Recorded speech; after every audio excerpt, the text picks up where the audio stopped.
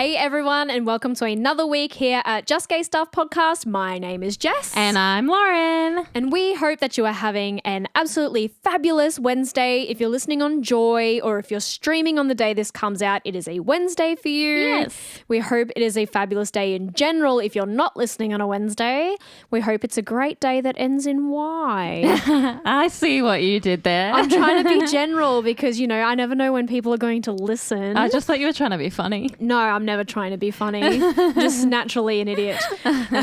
So if you listened and tuned into us last week, you know that we have had a bit of a tough time. Yeah. There's a few things we didn't tell you about. The universe wanted to just pile on while we're at it. You know that saying, when it rains, it pours? Well, let me tell you, everyone, it's definitely been pouring. So we had that cyclone. Yep. That everybody endured in Queensland and northern New South Wales. Yep. So that was one. That was one. Then we lost our poor fur papa. Yeah. I'm still We're still grieving. gutted over that. So that was two. Let's not stay too long on that one. Yeah. The Friday before the cyclone, Lauren actually got an early mark to come home from work. And you know what, everyone? This is It was my sign to not come home early from work. Don't take the early mark. Do your routine, because on Lauren's way home, a pea plater smashed into her car. Yeah. And then yesterday, our hot water system blew up. So that was four things. So our neighbours, who are incredible, Lovely people, let us have a shower at their house. So everyone in the street has been watching everyone in our household run from our house to the neighbours and then back in pajamas. I don't think anyone's actually watching, because if they are, that's creepy. But you don't know. People can sit inside their house and watch you from inside. They're just peeking. I mean, we do it to everyone else, so I just You're just assuming everyone else is. Okay, so the last few weeks have been a bit harrowing. They have. And you know what? I just said to you before this, I was like, now we should put in for the lotto. Yeah, we should put in for the lotto because we've had our bad omens in 3 or more, I reckon. Yeah. But so the last few weeks we've been doing these informative episodes. We've been doing some historical episodes. Heavy ones. Yeah, talking about history kind of talks about some terrible things. I was going to say, as Tegan says. Yeah, and it can get really heavy. So this week we decided to have a little bit more fun and go back to basics of what Just Gay Stuff podcast started as. Yeah, which was supposed to be really fun. But, you know, we get bogged down in the things that we think everyone should know about being part of the queer community. I think it's important to talk about those things in general. Oh, totally. And have that education, no doubt. But I think, it's always good to come back down to earth and have these little fun ones. And I know even though we have a tremendous amount of comments and worst first dates sitting there, we didn't want to do another one of those yet. We are, by all intensive purposes, poking fun at ourselves at this episode. Yeah. And if you've read the title, you know it is called Breaking the Lesbian Stereotype. Dun, dun, dun. And so we're going to talk about... Do you know what? Before you even start that, I'm going to say that's so funny considering neither one of us represent as the typical lesbian stereotype. No, which is people... why it's funny. Yeah. And which is why we can poke fun at it. So we're going to talk about some of the big lesbian stereotypes that have been flying around since the beginning of time. And we're going to tell you, in our opinion, are they true or are they a myth that has been busted? Right. Okay. So we're going to run through them. Some are funnier than others. I don't know half of these. One gets a bit heavy, but I'll give you a trigger warning. Okay, sure. Let's start with probably the most common one that anyone has heard of in the lesbian community. My eyes are already rolling and we haven't started. And that one is, lesbians just haven't found the right man yet. So let's break it down. I believe personally in sexual fluidity with preference. Yeah. So by saying that, I mean it could be true for some lesbians and for others it might not.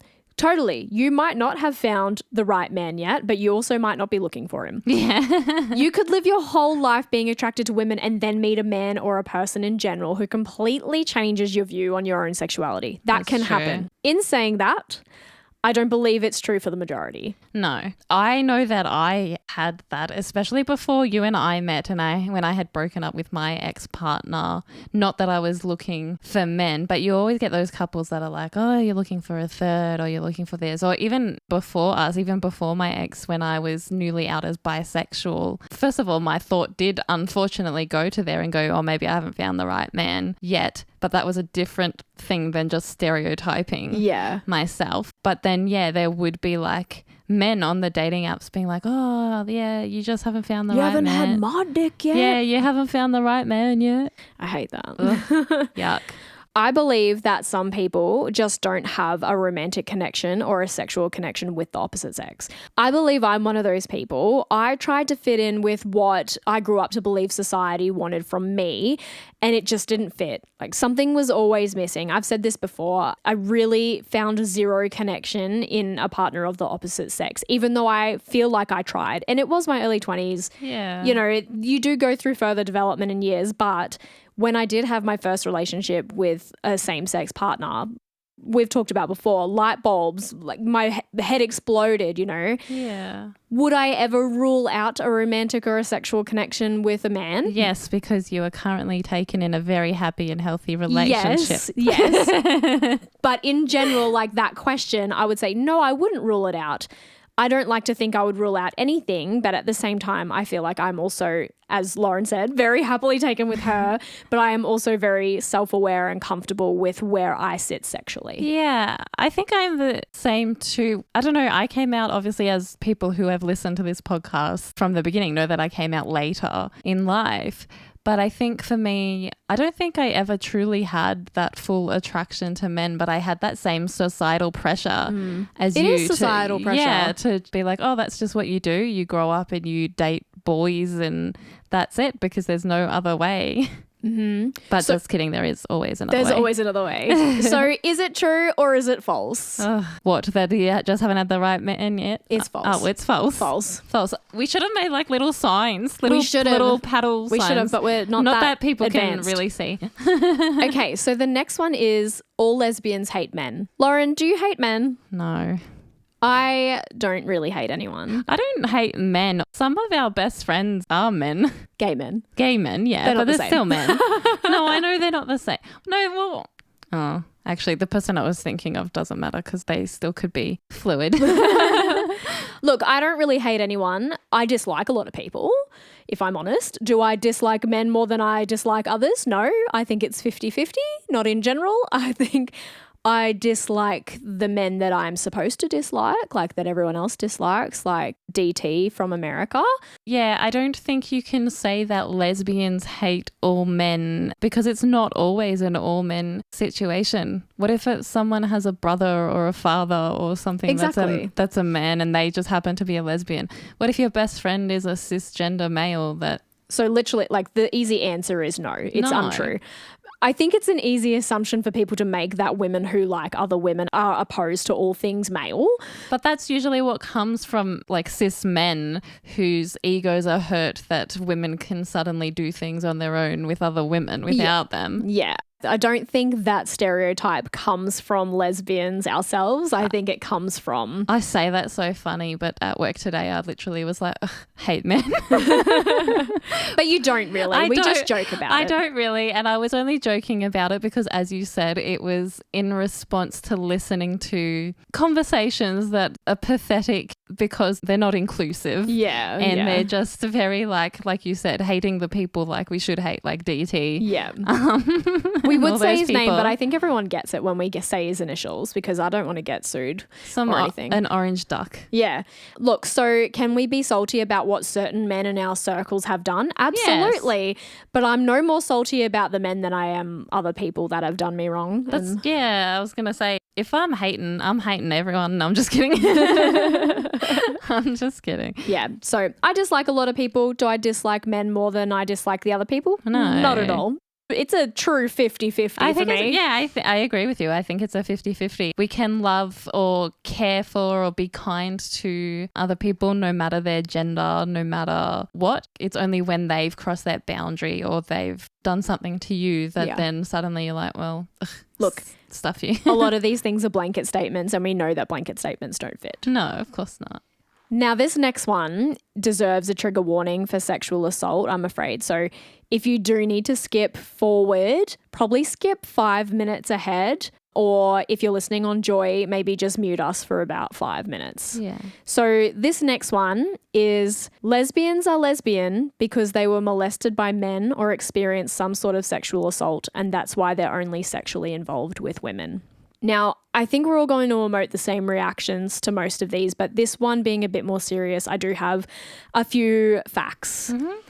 So firstly, a study published in 2024 by UN Women Australia stated that 1 in 3 women will experience physical violence, sexual assault, or domestic violence in their lifetime. So that's an estimate of 736 million women on a global scale. Wow. 30% of this number are 15 years or older. Oh my God. Let that sink in for a second. So 70% of those women experienced physical violence, sexual assault, or domestic violence before they turned 15. People who are not watching cannot see my mind churning or thinking, and my mouth just was like, what? This also doesn't include sexual harassment. Take sexual harassment off the table. That's so fucked up. So imagine that number increasing to about 1 in 2, or almost every woman in their lifetime experiencing at least sexual harassment. Jesus. So that's 9.8% of the population that identify as women that's affecting. Wow. Lesbians make up 1.5% of the population worldwide, based on the same study. So looking at the facts, the answer to this is completely false. Lesbians are not lesbians because they've experienced some sort of assault from a male counterpart. No. It's completely false regardless of bringing my personal opinion into this. The facts are the facts. But what I do want to say is, if you have had a terrible experience with a person and you change your dating preference based on your fear or your need to feel safe, that is absolutely 100% your right. And do not let anybody take away that right from you. Yeah, I agree. I'm so dumbfounded and shocked by the numbers in that study. That's insane. And it's so sad that we as women, not just lesbians, but women as a whole, no matter whether you're a cisgender woman, a trans woman, just women in general, have to suffer from that. And that's insane. And yeah, if your dating preference changes because you need to feel safe, don't let anyone tell you otherwise. But lesbians aren't lesbians because they're molested by men. Lesbians have always had those feelings for women no matter what. But one thing I do want to bring to the table is, if you are a woman who has chosen to date other women because you still want love and you still want romance and you still want intimacy, and you don't trust a man because this has happened to you, that is fine. That is absolutely fine. And you should be able to find safety and solace in whoever you date, whether they are male, female, transgender, non-binary. Everyone should be able to have that respect and that safety, and their needs to be met. At the end of the day, sexual assault and domestic violence and things like that should not be happening in our society. No. The sad fact is that it does happen. And unfortunately, we can try our best, but I don't think we're ever going to eradicate it. No. But don't let somebody tell you that you are only something because of something that terrible has happened to you. Yeah. You're allowed to be whoever you want to be. Yeah, you're allowed to be whoever you want to be. And I think it also goes with, again, unfortunately, majority of the time, it's men making these comments. Yeah, totally. You can turn around and say to them, what about women have also molested other women previously as well? So it's not just in the forefront. Yeah, I think that's the thing. Sexual assault, domestic violence, it can happen to anybody, and we can all fall victim to that. So, we are not one way or the other way because of something that's happened to us. No. And for those cases that it is, and that's your safety and your solace, then you have every right. Yeah. Yeah. As long as you're happy, that's all that matters. That's the thing. So based on the facts, everybody, myth busted. Myth busted. It's like ghost busting, but myth busting. Yeah, except we can't change Mythbusters because that's already a show. I know. So the next one is one of my personal favorites, and we've discussed this briefly before. I think this one is also one that goes up the top with the first one we read out. It's definitely common. And that one is, one of you is definitely the man and one of you is the woman. So anybody who has heard our episodes before knows that I hate this with a passion, but I'm going to entertain it for a moment. I'm going to entertain it for a moment. Obviously, this question or assumption is stemmed from years of gender roles making up a household. And in straight relationships, people have been bending and breaking this, but in some households, it still lives on. It's very rigid. Gross. And I don't know how many of our listeners have been watching MAFS, but Lauren and I are suckers for trash television. Let's put that right out there. That is because I have always been a sucker for trash television. It's like escapism for me, and I've just gone Jess into watching it. Yeah, you've dragged me through the mud with your trash television. You're welcome. So we've been watching Maths, and one of the contestants on Maths who was very adamant about gender roles having a firm place in her ideal relationship She was annoying. was Lauren. Yeah, she's given people a bad name. Yeah. Look, honestly, I think there's nothing wrong with wanting those things as long as you and your partner are on the same page. Yeah. It's like religion. Just don't force the ideal or look down at others that don't do as you do. Exactly. I think everything comes down to communication and acceptance 100%. and being kind. It's not that hard. But if we were going to entertain the idea Sure. for 2 seconds because I'm willing to have fun with it, Okay. what am I? I don't know how to answer this question, seriously. Am I the wife or the husband? Because I cook, but I also mow the lawn. I don't know how to answer this one, seriously. And Lauren doesn't really do anything. Hey, that's a lie. I go to work. I go to work. I know. But the thing is, I put the washing away and I clean the dishes. Do you put my washing away? You fold it. Yeah. But you don't put it away. You Sometimes put your I washing do. away. Sometimes I put your washing We've away. started something, everyone. So do you think I would be the husband, wouldn't I? I don't know. I don't know how to answer that because I think... We're entertaining the idea for 2 seconds. I know that we're entertaining the idea for 2 seconds, but I think that we both... There's times where I could be the husband, times where you could be the husband. When could you be the husband? I don't know. I'm like, there is nothing in the household that is masculine that you do. I should say seen as masculine because we're trying to break those gender roles. Okay, what is seen as masculine? Well, I think mowing. Yeah, talking gender roles, let's say mowing is masculine, mowing the lawn. Look, if we're going off of heavy lifting, if we're going off of Lauren, changing a tire. If we're going off of Lauren from Maths, then yes, you are more the husband in this relation. Although, if we want to talk about like traditional, like really traditional gender roles, I wouldn't be out working out in the workplace. That's you what I mean. are the husband. That's why I'm like, I don't know you how are bringing home the bacon. That's why I was like, I don't know how to answer this question because it's stupid. Okay, it is stupid because gender roles are stupid, and let's break those traditions. My thing is, I always am like, who was the first to be like, this is this, and the wife must do this, and you must do that? Like, how did that happen? I think it stems from like cultural things though, right? Because it was like the women have the baby and take care of the baby, and the men are out providing for the family. You are hunter, I am gatherer. Yeah, things like that. So anyway, it must stem from back then. But anyway, the important thing is, I think in today's day and age, it's stupid. It is a bit stupid. Unless it's what you want and your partner wants, and you can communicate and be respectful of that openly. But off the back of that one, don't ask lesbians that question. Every relationship has a butch and a femme. Well, I mean, are we proof that that's not true? I feel like we're proof that's not true. I don't consider myself butch, but I would consider you femme. Why are you just laughing? Because I can't. It's too funny. Yeah, I don't consider you butch at all.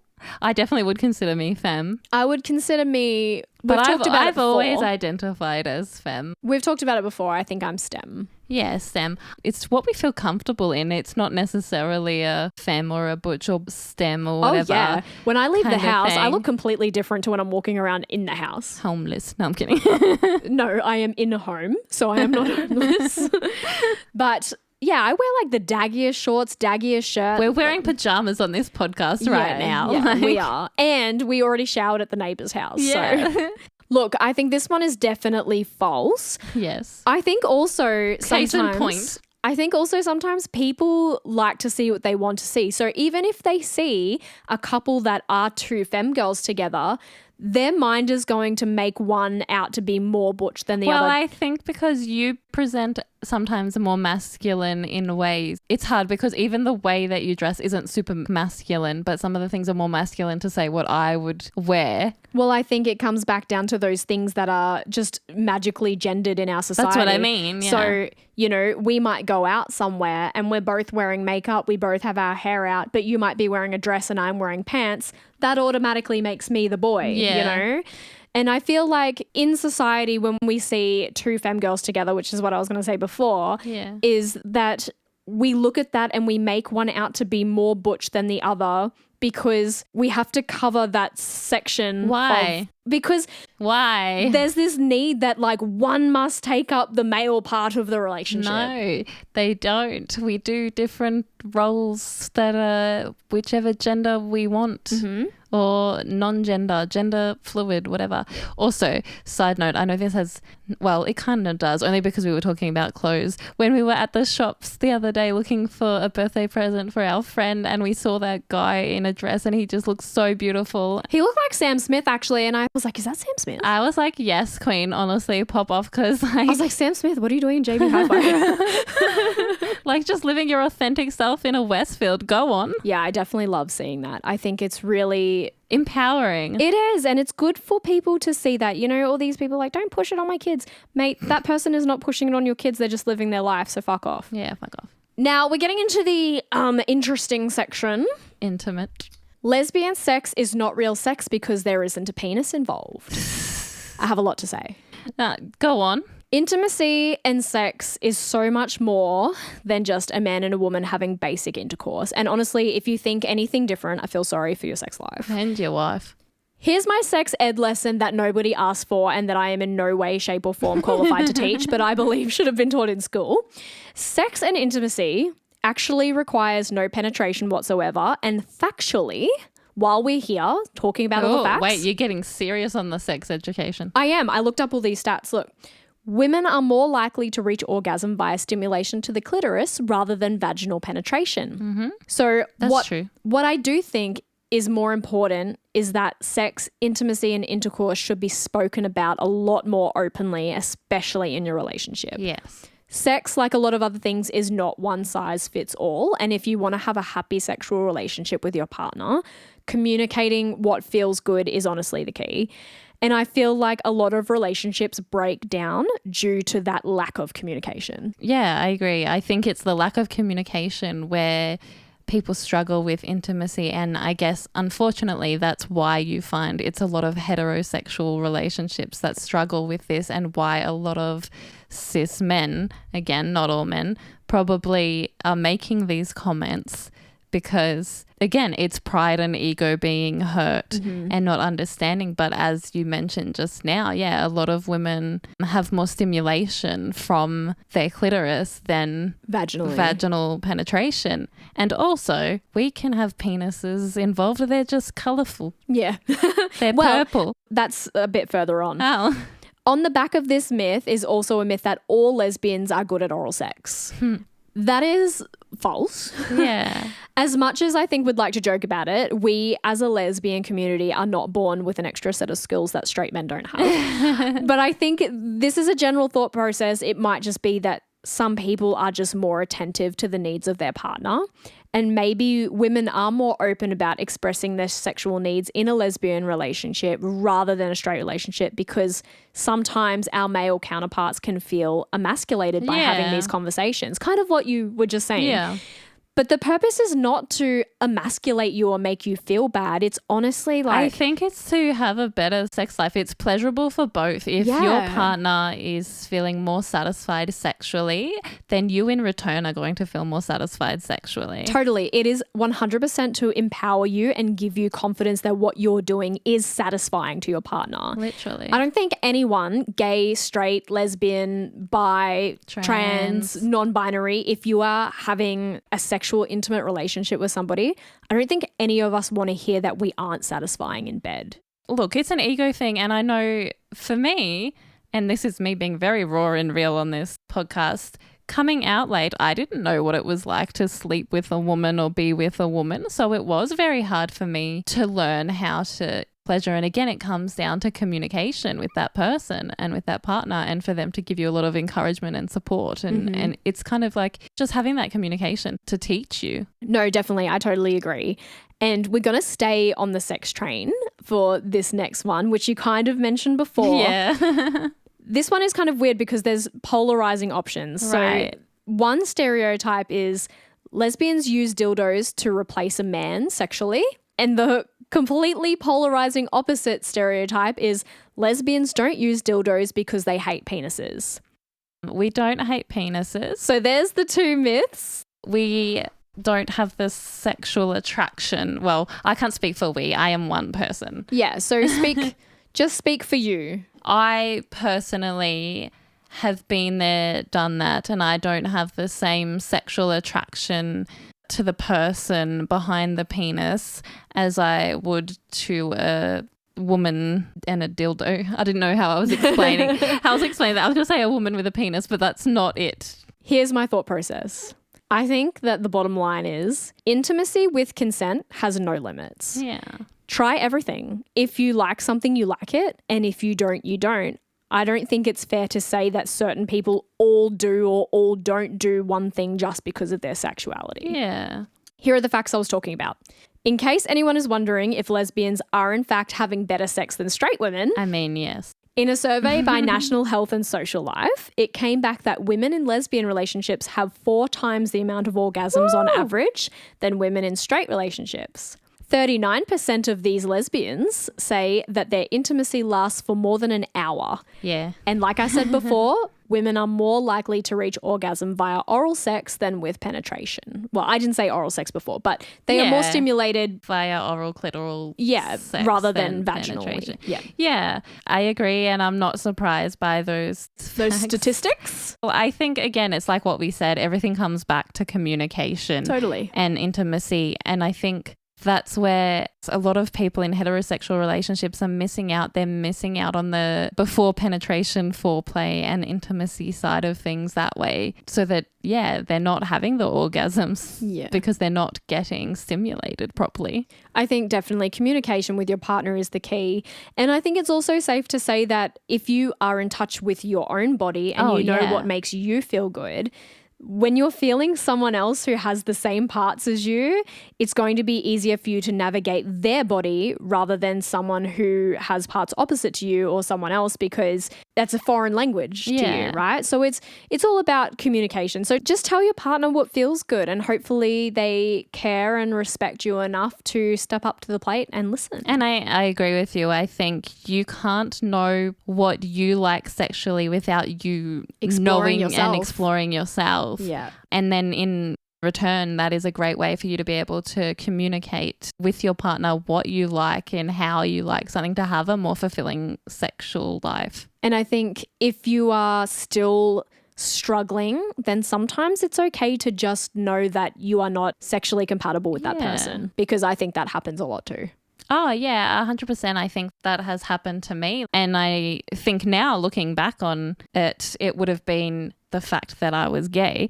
Gay. But, being with a man in a heterosexual relationship for 8 years and never really wanting to be intimate, it just sort of was, force is not the right word, but like that societal pressure of being put upon you because you're in this relationship now and you have to do this and you do that. And I have a very curious mind. I was always curious about things, but I never wanted that. And a lot of my sexual fantasies always involved women or thinking about women, and it was never to do with men, and I don't know why I waited so long. Speaking of sexual fantasies, you opened up that perfect segue for me. Did I? Because I'm glad. This next one's a bit of a struggle, but lesbians are always open to a threesome where another girl is involved. False.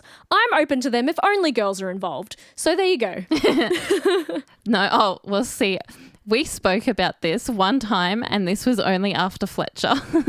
And this was when you said, I love you, but if we have a chance with Fletch for a threesome, she's in it. Girl, I would do Fletch without you. I know.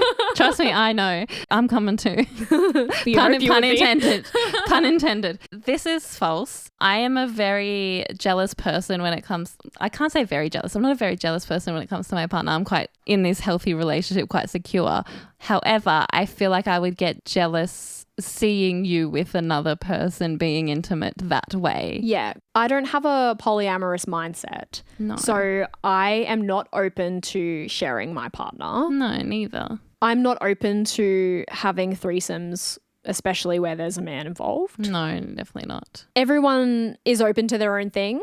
I think that the assumption that every lesbian is open to being a part of a threesome, completely false. Oh, yeah, exactly right. And I'm sure a lot of the other bisexual girlies can agree that was my number one pet peeve. Whenever you told a heterosexual male that you were bisexual, they're like, awesome, threesome. I was like, no. Yeah, it's not going to happen. Fuck off. I agree with you. I just have to say that, like, it's the broad general statement of saying lesbians are always open to a threesome where another girl is involved. Like, no, we're not. Yeah. Even bisexual women are not open to that. Like, we're not always, I say we, I'm not bisexual, but I'm saying people are not in general open to something just because they like multiple genders. I think if you're wanting to be open that way, that's fine and that's totally up to you and that's your preference. That might be a conversation that you have with your partner, whether you're in a straight relationship. That might be the conversation you have with your partner, whether you're in a polyamorous relationship.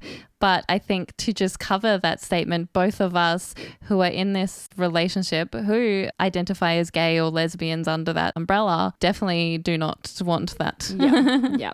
This next one hits me a little hard. We're moving away from sex and intimacy. All lesbians were tomboys growing up.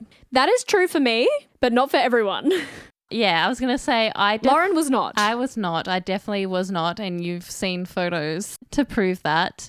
The funny thing is my sister was. Yeah. And I'm like, I'm the one sitting here queer. So like, there you go. Yeah. All lesbians weren't tomboys growing up. Here's my take on it. I think what's important to point out with this particular stereotype is that we're talking about a time, because I feel like the term tomboy is a very 80s, 90s term. It's a very 80s, 90s term. It is. Yeah. So we're talking about a time where colours, clothes and toys were all gendered.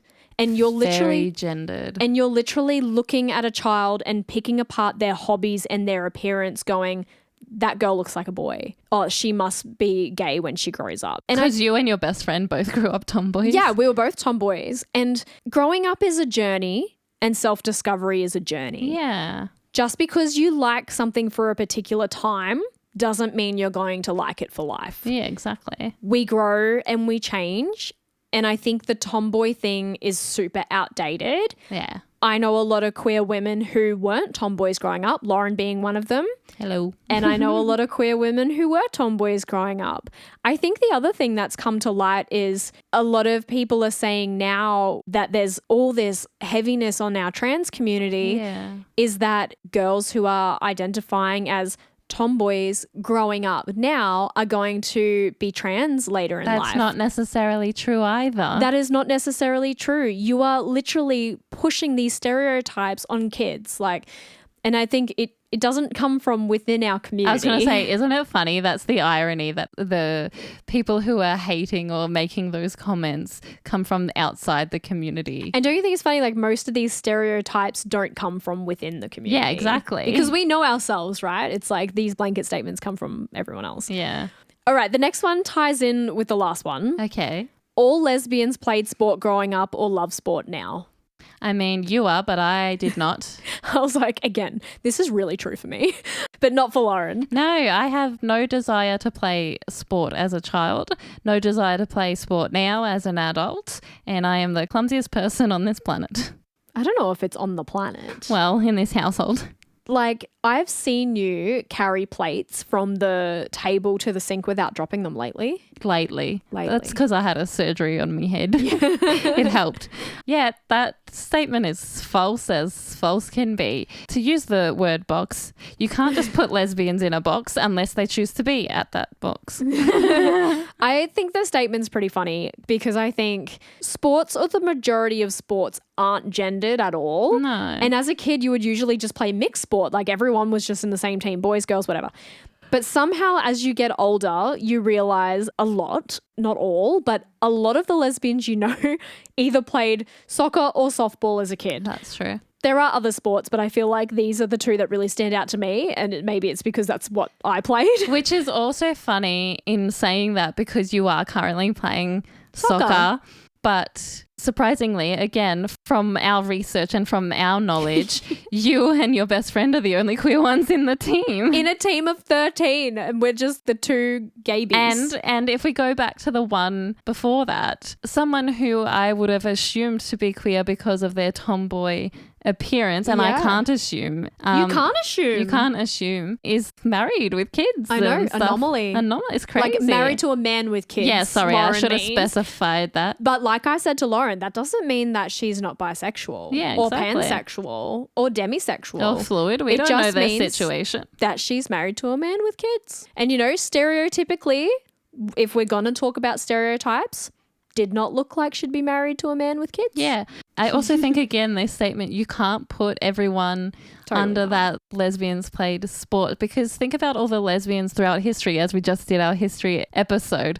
Artists in music, artists in the theatre, Shakespeare, Yeah. All right, so the next one is femme lesbians are just going through a phase. I hate this one. Let's get one thing gay. I was going to say straight, Love it. but we don't want to get anything straight here on this gay podcast. No. Not all lesbians have to look how you expect them to look, which people assume. Which is butch, because let's face it, that's how society has portrayed a lesbian stereotype since day dot. There is no expectation for you to look a specific way or identify a specific way.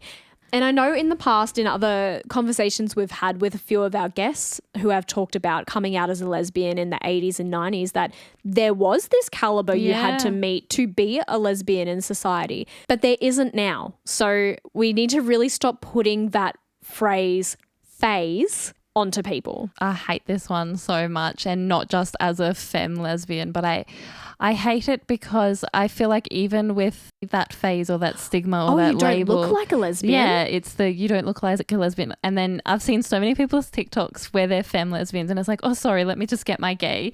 And it's like they come fully out in like rainbow. Sorry, let me put my gay outfit on. Yeah, it makes sense to you. The good ones that I like that I've seen on TikTok is like when they say, oh, just let me get my gay, and then they bring their partner. No, that's good. But what do we look like? We look like people. That's what I mean. That's the like, thing. how can you? Yeah, it's such a dumb thing. All right, the next one, which I found absolutely hilarious. Lesbians are trying to turn straight women gay. No. Trust me, it doesn't work. Anyone who is easily swayed was already halfway there. You can't turn someone gay. You can't turn a straight girl into a lesbian. If you could, a lot of us who had crushes on straight girls in high school would have years less of trauma. Let's be honest. Let's be honest. That's so true. I am very fortunate. I never fell for a straight girl, thank goodness. Well, I mean, I didn't think I fell for a straight girl either, but turns out. Yeah, I think it's harsh, and you do see that a lot of lesbians or a lot of queer people do fall into that trap, unfortunately, whether it's, that straight person who's just wanting to experiment for fun, and that's fucked in its own merit. But is it though? Because everyone has a right to experiment. I think everyone has a right to experiment as long as they're open with the communication. If they're not open about it and they're just like, obviously you spoke about your story and they were stringing you on for a bit, then that's not on. If the communication is there and they've said to you, hey, look, I don't know what it's like, I want to try it, and then they go, oh no, actually I am straight. Yeah. Then sure. But I feel like a lot of women or people who identify as women or people who have that attraction to women have always had that within them anyways. It's not you didn't suddenly turn them gay. Another thing that's connected to this is that assumption of when you tell someone, when you tell a fellow Oh yes, I know exactly what you're about to say. That you're a lesbian, and they're like, oh, well, as long as you don't like me. That's the other stereotype, is that women have a crush on every woman. Yeah. Sweetie, you're not my type. Also, do straight people have a crush on all of the other straight people? No. It doesn't work like that. It's I hate that too. You suddenly come out to someone because you feel like you're in a safe place, and then they go, oh, well, as long as you don't have a crush on me. I'm like, please. Don't you think it's funny though? Never. If you say that and then they get offended and they're like, oh, why? Yeah, exactly.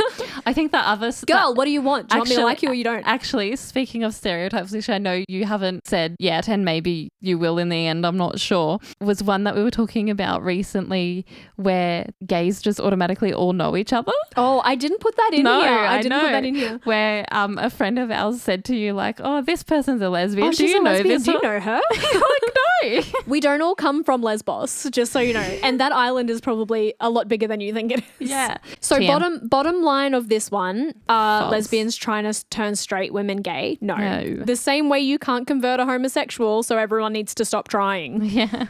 The next one. I fell into this trap. I also am part of this stereotype. I also am part of this stereotype too. Every lesbian has watched The L Word.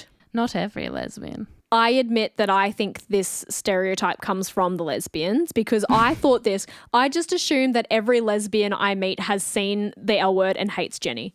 I hate Jenny, but I have also seen the L Word. Yeah, but see, I just thought it was like a rite of passage. Oh. I think it's a rite of passage. And I think it's because it was a staple for me in my own self-discovery process. And I think a lot of us need something like that to relate to. Like in 2005, when the L Word first came out, it was revolutionary. Oh, Like you're old. the show centered around a bunch of lesbians living their lives openly and freely as a closeted teenager. What more did Yeah. you want to see? It gave you a sense that you could do it too. What it did for me. And that's where I think representation matters most. Oh, yeah. Even though looking back, a lot of the characters were pretty toxic, but watching it back as an adult now, I think what's important is that you can recognize that in the characters. Yeah. And let's be real, like back then, I was watching it because I wanted to see girls kissing other girls. Everybody just wanted to see girls kissing other And girls. that was the perfect fix. I think recently we had a listener saying, oh, I'll have to watch the L Word now after we've mentioned it on the podcast. So to answer that, no, not every lesbian has watched the L Word. But I would have thought the same thing. I didn't- literally thought that every lesbian had seen that show. I hadn't seen the L Word until I had just come out and the first person that I was seeing had mentioned it. Maybe that's a stereotype that I have in my head, is that every lesbian wants to see girls kissing girls. Maybe. That makes sense to me. I mean, I definitely did. do. I still want to see that. Like, Yeah. show me. Okay, this one is funny. All lesbians love camping and drive SUVs. Sometimes I don't know where people get these thoughts from, but False. have I been camping? Yes. Do I love it? No. Do I hate it? Also no. I think I just like experiences with friends because I feel like I'm a bit of a pack person. You are very much a pack person. Do I drive an SUV? No. No. Do I drive an SUV? No. Do you like camping? I've been camping. I don't mind. That wasn't the question. I don't look. It's not my favourite thing to do. I don't hate it and I don't love it. What I like about it is spending time with your friends. Yeah, it's the camaraderie. We had a great time when we went. And well, to be fair, that was my first time camping. I have nothing To compare to it to. compare it to. Compare it to not camping. Well, I didn't mind it because it was nice. It was a nice time, but I don't love it. It was very posh of you. I could go was a without. nice time. I could go without. It's not my favorite thing to do. Did I enjoy it though? Yes. Yeah. I did. Yeah. But I think a lot of these experiences are literally about who you It's the have them people. with. It's not the. It's not the activity. I was gonna say the action, and I was like, no. No, it's definitely the person. Yeah. Okay, I'm ending on this one. I know there's plenty more stereotypes floating around, but I'm ending on this one, which is hilarious and sometimes true, but not always. All lesbians are vegetarian. I think you mean vegetarian. And the answer for It's me false. is no. I see what you did there. When you read out vegetarian, I was like, I am one. Lauren is a vegetarian. And a vegetarian. Well, mine's different though, because that's like saying all lesbians are spiritual, all lesbians freaking astrology experts. Yeah, actually, that is another stereotype. All lesbians are into astrology. Yeah. The most On our astrology- first date, tell me where your rising sun is and Yeah.